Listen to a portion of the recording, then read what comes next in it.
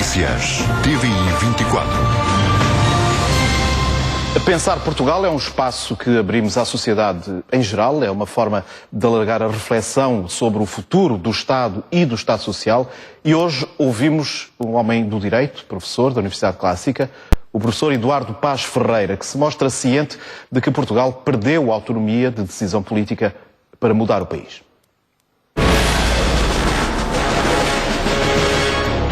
Professor, sei que acredita que só do confronto de ideias e do debate podem nascer soluções que ajudem a sociedade a evoluir. Tendo em conta o que está a acontecer com o debate sobre o Estado Social, acha que é isso que está a acontecer?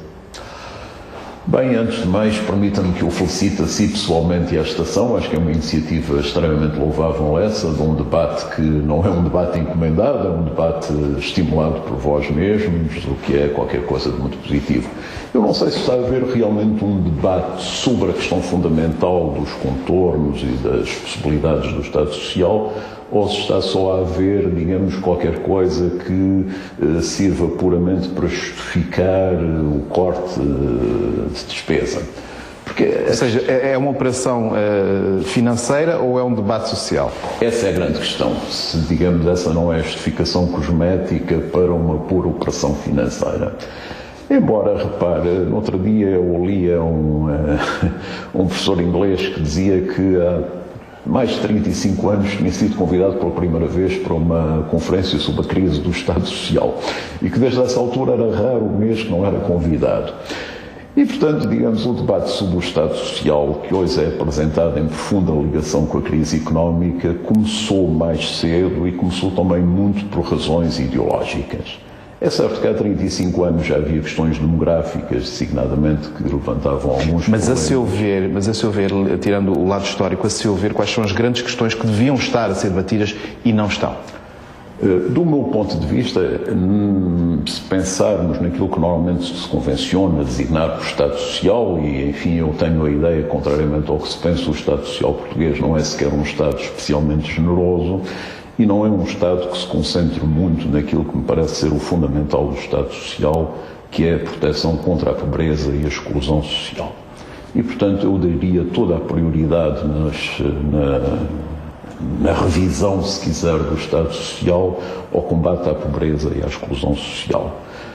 Porque eu creio que nós temos um país que está cada vez mais estilhaçado, cada vez mais partido e dividido, e em que cada vez mais há vastas zonas da população que têm dificuldade em reconhecer-se nesta comunidade. Você, aliás, em tempos disse que estamos num país à deriva. É isso, acha que é isso que está a acontecer? Acho que sim, enfim, resta-nos ter a esperança que muitas vezes os náufragos que andam à deriva acabam por conseguir caminhos bons. Até houve recentemente aquele filme que teve grande sucesso, não é que eu tenha grande estima por ele, mas A Viagem de Pi ou coisa assim, que me mostra que mesmo nas piores condições alguns náufragos conseguem salvar-se. Mas se não tivermos uma ideia de milagre, como está subjacente ao filme, ou se não estivermos numa produção de Hollywood, temos que tomar medidas concretas para evitar que o barco continue à deriva. E, digamos, o que são estas medidas é a questão que, obviamente, me iria colocar, e, portanto, eu antecipo, digamos, desculpa. Acho que há uma primeira necessária, que é o reconhecimento que aquilo que tem estado a ser feito não nos conduz a lado nenhum. Isso é evidente. As últimas previsões, os últimos dados do Banco de Portugal revelados esta semana só vêm a confirmar a estagnação da economia, ou melhor, a recessão. E se pensarmos que todas as previsões têm sistematicamente sido ultrapassadas no mau sentido, têm corrido mal, provavelmente as coisas ainda são piores. Mas se tem essa noção clara de que este caminho não leva a lado nenhum, porquê é que acha que essa mesma noção não passa para os governantes? Aqui há duas coisas. Eu era tentado a citar o George Orwell, uma frase muito célebre, que é aquilo que é mais difícil vermos é o que está na frente do nosso nariz. Mas, dito isto, é evidente que temos uma componente que é que nada se decide hoje a nível nacional. É evidente que um esforço isolado de Portugal, no contexto em que estamos, integrados na União Económica e Monetária e com um grupo de decisores ou indecisores europeus, qualquer ação isolada de Portugal não teria grande resultado. Agora, não percebo que tenhamos uma posição tão passiva que não procuremos celebrar as alianças com os países que têm problemas de alguma forma semelhantes aos nossos. E repare que no conjunto dos 17 já temos um número bastante razoável de países assistidos oficialmente ou não assistidos com a forma de resgate, mas também auxiliados, como a Espanha, e nada nos diz que ficamos por aqui. Portanto, há um conjunto de países com quem era possível formar alguma frente e a resistir àquilo que parecem ser as orientações mais cegas, eu diria, da União Europeia. Mas, professor, acha que para este debate e sobre esta reforma profunda que é ou não necessário fazer, isso os políticos o dirão, mas acha que sem um consenso é possível fazê-la e sendo que acredita num consenso entre todas as forças políticas para isto? Repare, eu não sei se é muito fácil o consenso entre as forças políticas e até penso que é da natureza da democracia que haja algum confronto de ideias e que acabe por emergir uma solução maioritária, mas que não é necessariamente uma solução unanimista. O que eu creio que é muito positivo em matéria de consenso é aquilo que está a acontecer na sociedade civil, se quiser, em que nós vemos que, de uma forma cada vez mais transversal, o mesmo tipo de posições começa a ser assumido por pessoas de áreas muito variadas. Sei lá, por exemplo, o Dr. Silva Peneda, a semana passada, ou há 2 semanas, não tenho certeza, disse uma coisa muito interessante, que é: não pode ser um tabu a questão de uma eventual saída do euro. Ora bem, há 2 anos dizer isto era completamente impossível a qualquer economista que não quisesse imediatamente ser considerado um diabólico esquerdista.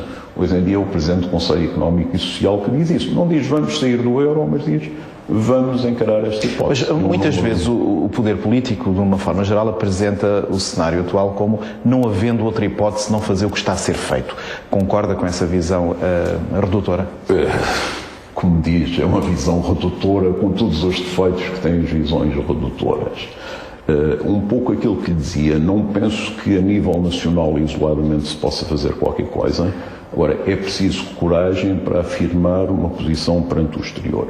Porque, repara, o que vai acontecer, e o Chipre, que claro está, tem características muito especiais, mas é um exemplo disto, o Chipre muito provavelmente acabará por sair do euro, vai ser empurrado. Também se dizia isso da Grécia, ainda não aconteceu. Mas o Chipre com uma diferença, é que embora não se saiba ainda o contorno exato, vai haver, por exemplo, controle cambial, impossibilidade de saída de euros do Chipre, o que é a contradição total numa moeda única.